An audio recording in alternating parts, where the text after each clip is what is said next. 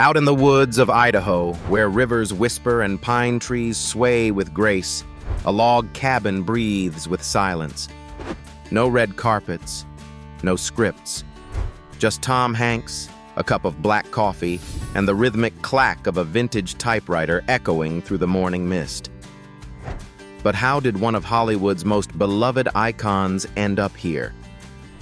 Today, we'll step inside his farm, his fortune, and the peaceful world he calls home. Before the Oscars, before the speeches that made us cry, before Forrest Gump ran across America or Woody told Andy, "You've got a friend in me," there was just Tom, a boy born on July 9th, 1956, in Concord, California. But Tom's childhood wasn't picture perfect. When he was only 4, his parents divorced, and like pages torn from a script, he and his siblings were scattered across different homes. Tom ended up with his father, a cook who moved from kitchen to kitchen, dragging his son along from one small town to the next. By the time he was 10, Tom had already lived in 10 different houses, 10 different windows, 10 new beginnings. How does a child learn to trust the world when the ground beneath him is always shifting? For Tom, the answer was stories. He wasn't the loud kid, or the athlete, or the rebel. He was the quiet one, the observer. And in books, in Saturday matinees, and in the comforting flicker of black and white TV shows, he found refuge. At Skyline High School in Oakland, Tom didn't belong to any one crowd. He carried a Bible one year, told jokes the next, always shifting, like a character waiting to be written. And then, one day, he stepped onto a stage. South Pacific was the play. And something clicked. Because when he became someone else, the world finally made sense. And that spark? It would light the path for the rest of his life. After high school, Tom went to Chabot College, a community school near home. He transferred to California State University, Sacramento, with dreams of theater echoing in his chest. But real change came when he met Vincent Dowling, the artistic director of the Great Lakes Theater Festival in Cleveland. Dowling didn't just offer a summer job, he offered belief. Tom packed up his life and moved to Cleveland. Not for fame, not for money, but to learn the rhythm of the stage from the ground up. He acted. He built sets. He lit scenes.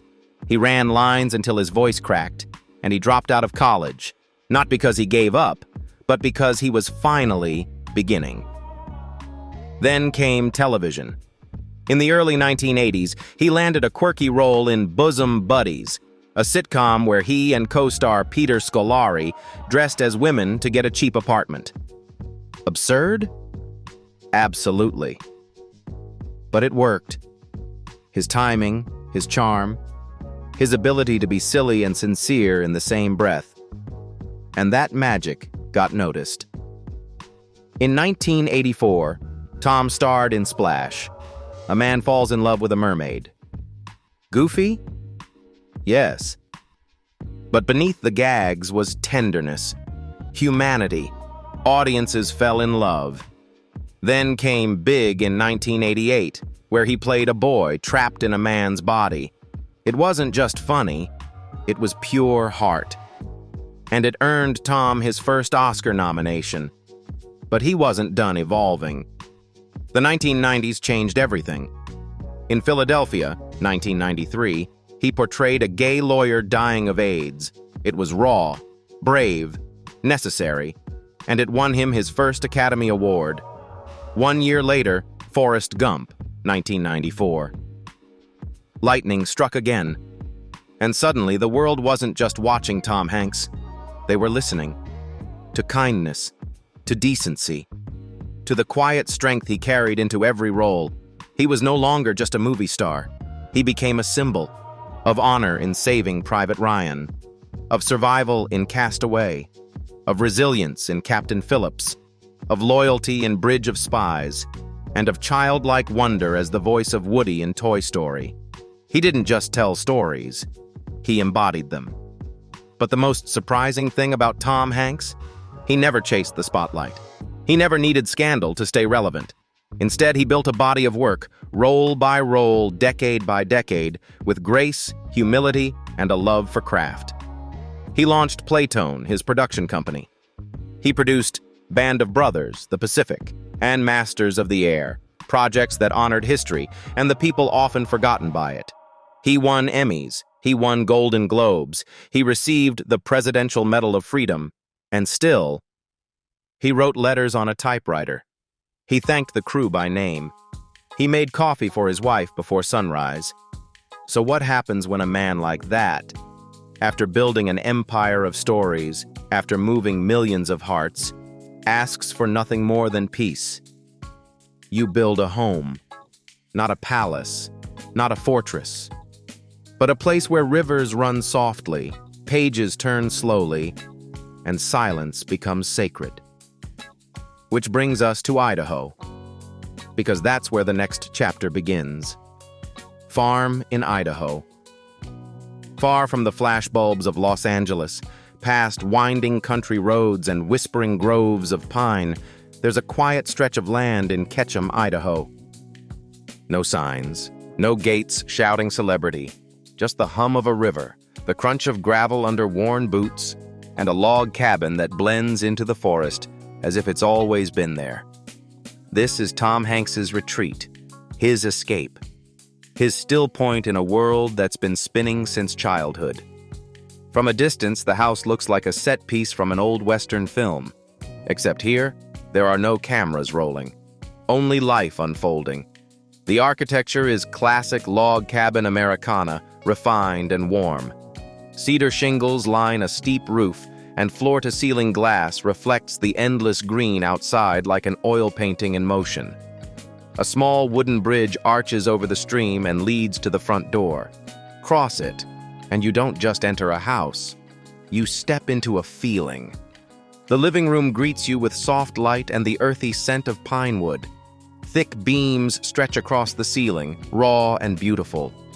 The hearth, crafted from a single wall of river stone, crackles gently, throwing shadows on a worn leather armchair where Tom likes to sit and read, or think, or type, because just beyond the fireplace sits his writing corner, a solid oak desk, stacks of books, and a 1960s Smith Corona typewriter, one of more than 250 in his collection. Here, with the river whispering outside the window and a cup of coffee cooling nearby, Tom Hanks writes scripts, short stories, letters to friends, and sometimes just quiet thoughts meant for no one but himself. Wander a little further and you'll find the kitchen. Not sleek or industrial, this is comfort made tangible. Cream-colored tiles hug the walls. An oversized farmhouse sink sits beneath a window that frames the forest. The island countertop bears the marks of 100 shared breakfasts and quiet moments. This is where Rita Wilson bakes bread in the winter, her laughter rising with the smell of rosemary and olive oil. Where Tom experiments with pancake recipes at dawn. Where nothing needs to be perfect, only warm. The master bedroom feels like it belongs in a folk tale. Vaulted wood ceilings curve overhead like the inside of a chapel. Linen curtains sway softly in the breeze. And in the center of the room, under sunlight filtered through gables, stands a copper bathtub. Not in a bathroom, right in the bedroom. Because why not? Because it catches the morning light. Because it feels like a scene from a dream you forgot you had. There's a bookshelf in every room. Hand-woven rugs on creaky wooden floors. Framed black and white photographs that speak of moments, not fame. There's no gold-trimmed opulence here. Only warmth. Only intention. Upstairs, a narrow attic hallway leads to what Tom affectionately calls his memory loft, old film canisters. Scripts with coffee stains, a toy cowboy hat. Not displayed like trophies, but shelved like sacred artifacts. Because to Tom, these aren't props. They're pieces of a life well lived. The windows here open to a view of the Sawtooth Mountains, standing tall in the distance like silent guardians. At sunset, the peaks glow with a hush of orange. At night, the stars arrive by the thousands, unfiltered, unbothered. And sometimes, on cold evenings, Tom sits on the small back porch in flannel pajamas, feet bare on wood, watching steam rise from a chipped mug. He doesn't speak. He listens. To wind, to water, to a world that, at last, asks nothing of him. This Idaho farm is not just a property. It's not even just a home. It's a love letter to stillness, a place where the man who has lived 1,000 lives on screen can finally live only one, his own. No roles, no lines to memorize, only the rhythm of trees, the scent of firewood, the laughter of the woman he loves, and the slow, steady click of a typewriter that still believes in the power of words. So what does it mean when a man who could live anywhere chooses this? Maybe peace isn't something we chase. Maybe it's something we build, board by board in the middle of nowhere, where the quiet becomes our greatest conversation. But you might think a man like Tom Hanks would drive something loud, flashy, fast. But here's the truth. He prefers purpose over prestige, comfort over chaos. And every vehicle in his garage tells a different story, not of status, but of character. Let's take a ride. Cars. 2015 Ford F-250 Super Duty. This isn't just a truck, it's a workhorse. Painted a muted gray, with tires thick enough to handle Idaho snow, this is the vehicle Tom turns to when he wants to disappear. It's the one he uses for quiet errands, picking up firewood, hauling groceries, heading out to a trail no GPS can find. No one expects an Oscar winner to climb into a Ford with muddy boots. But then again, no one expects Tom Hanks to be exactly who he is. It rumbles low, it smells like pine, and it hums like home. 2015 Mercedes-Benz SLSA MG. Now this is for fun, a piece of sculpture on wheels with gull-wing doors that lift like a scene from a science fiction film. Tom bought the SLS after wrapping Bridge of Spies, a personal gift to himself. Not because of the car's 563 horsepower, not even for the way it goes from 0 to 60 in 3.7 seconds, but because it reminded him of something rare, joy, pure, unfiltered joy. The kind that doesn't need to be explained, just felt. He once took Rita Wilson for a night drive along the Pacific Coast Highway in this car. Windows down, wind in their faces, laughter louder than the engine. 2020 Land Rover Range Rover. Reliable, sophisticated, understated. The Range Rover is the everyday companion. When Tom and Rita want to take a scenic route through Idaho, this is the one. He likes the way it handles curves. She loves the way it swallows up suitcases and picnic baskets with ease. Inside, it's leather and silence. Outside, it blends into the trees. No need for show, only presence. And when their kids visit, there's room for all of them. Because for Tom, a car isn't just a machine. It's a vessel for connection. 2025 Tesla Model S. He may love vintage typewriters, but don't let that fool you. Tom Hanks isn't afraid of the future. His deep admiration for innovation is embodied in his all-electric Model S. Silent, efficient, sleek. The man who once played an astronaut in Apollo 13 finds satisfaction in this spaceship of a sedan. No emissions, no noise, just seamless movement, like a sentence written well. He drives it through town without fanfare. But inside, you can bet he's smiling at the idea of progress without ego. 2025 Toyota Land Cruiser. When the mountains call, this is the answer. Built like a tank, yet surprisingly smooth, the Land Cruiser is Tom's off-road escape artist. He and Rita have used it for impromptu weekend adventures, crossing rivers, climbing elevation, chasing solitude. And once, when a snowstorm hit their Idaho town early, it was the Land Cruiser that made it through, steady and unshaken. Because some journeys don't require speed. They require faith. So what do all these cars have in common? They're not just about transportation. They're extensions of the life he's built. Grounded, considered, honest. No golden rims, no vanity plates, no cameras in the back seat, just stories on wheels. Moments of joy, independence, and stillness.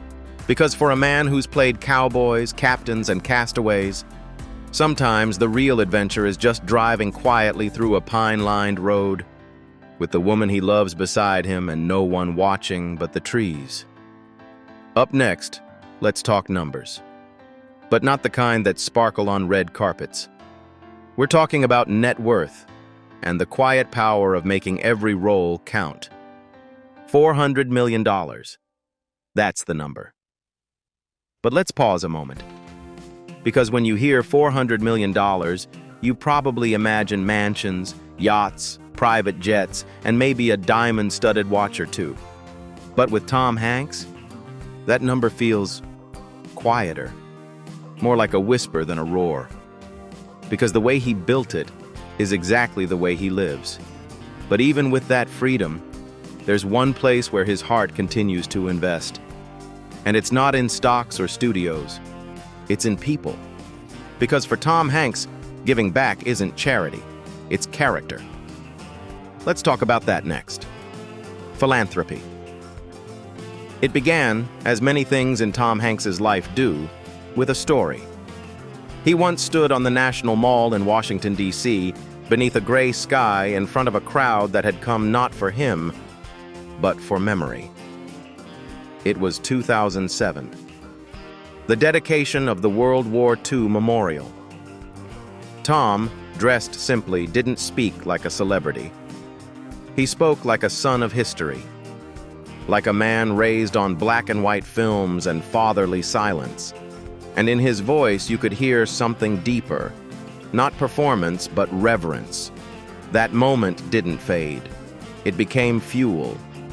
Because Tom Hanks never saw philanthropy as a photo op. He saw it as responsibility. And over the years, that sense of duty would grow into something vast, quiet, but powerful.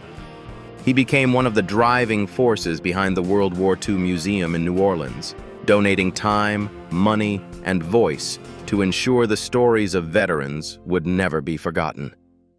He didn't just lend his name, he lent his soul. Through his production company Playtone, he created Band of Brothers and the Pacific, not just entertainment, but living monuments to sacrifice. He visited veterans, listened to them, told their stories with dignity, and when he met those who had no voices left, he spoke for them. But it didn't stop there. Tom has long supported the Elizabeth Dole Foundation, working with caregivers of wounded warriors. He's hosted benefit concerts, written personal checks, and served as the face of campaigns, but always in a way that spotlighted the cause, not himself. He helped launch the Hidden Heroes campaign, not because it would trend, but because it wouldn't.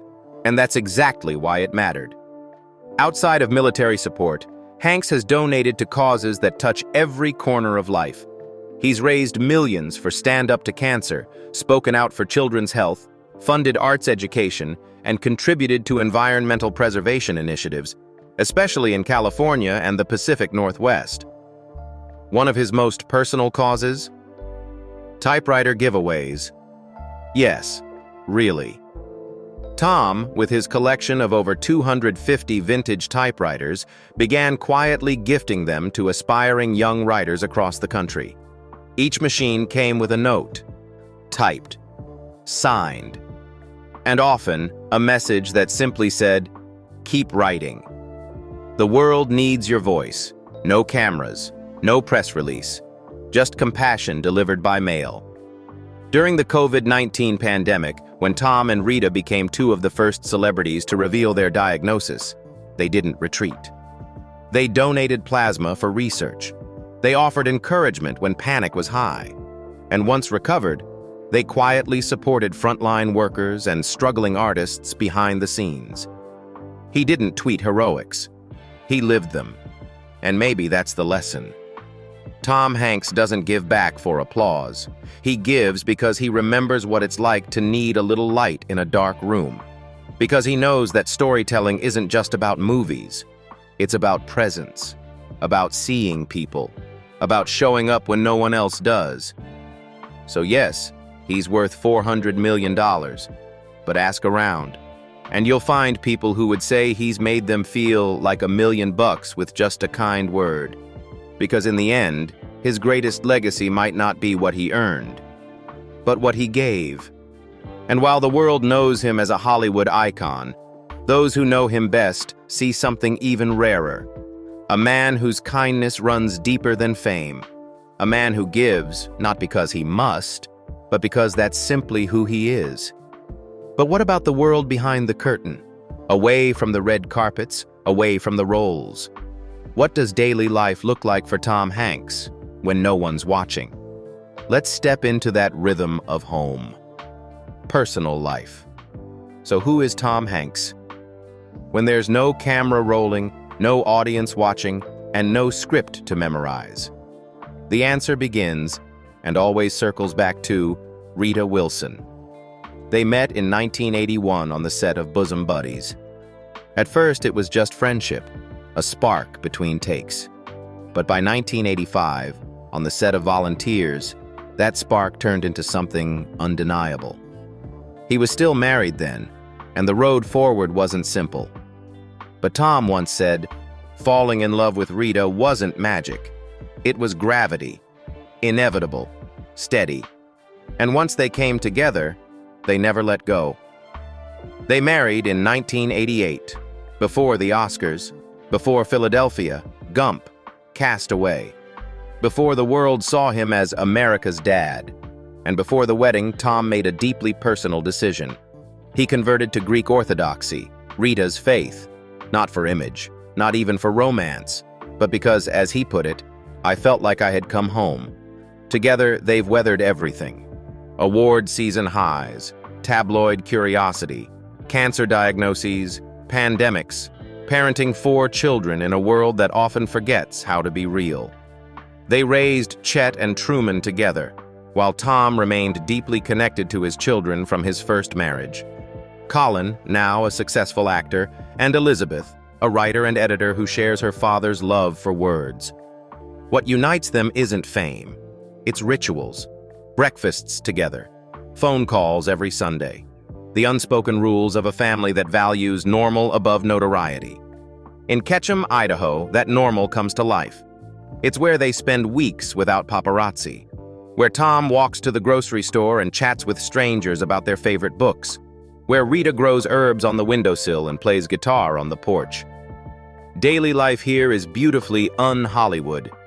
He reads physical books, always dog-eared, often underlined.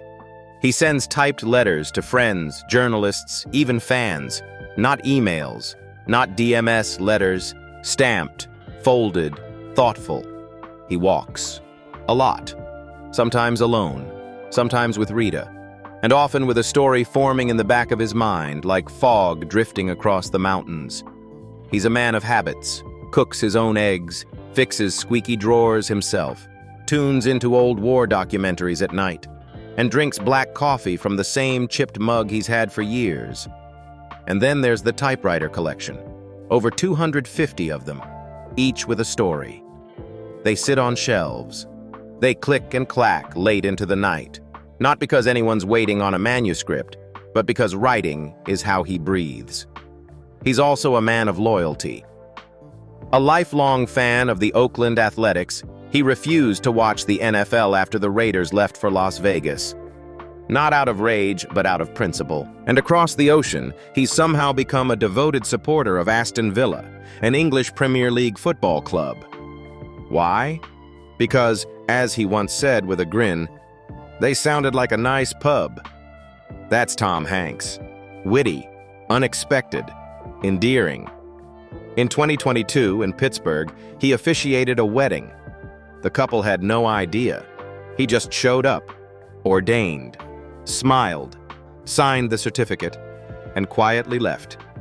No announcement, no headlines, just two people with a story they'll tell forever, because Tom Hanks believed their love deserved a blessing. So what does his life look like now? It looks like stillness, like handwritten thank you notes, like early mornings with Rita and a crossword puzzle, like dancing barefoot on wood floors when no one is watching. It looks like a man who has lived 1,000 lives and finally learned how to live just one, his own. From typewriters to trail walks, from battlefields on screen to handwritten blessings in real life, Tom Hanks has shown us that true greatness doesn't shout, it whispers. If this quiet journey into his world moved you, don't forget to like, subscribe, and ring the bell to follow more stories like this one. And tell us in the comments, what surprised you most about Tom's life off screen? We read every word just like Tom would.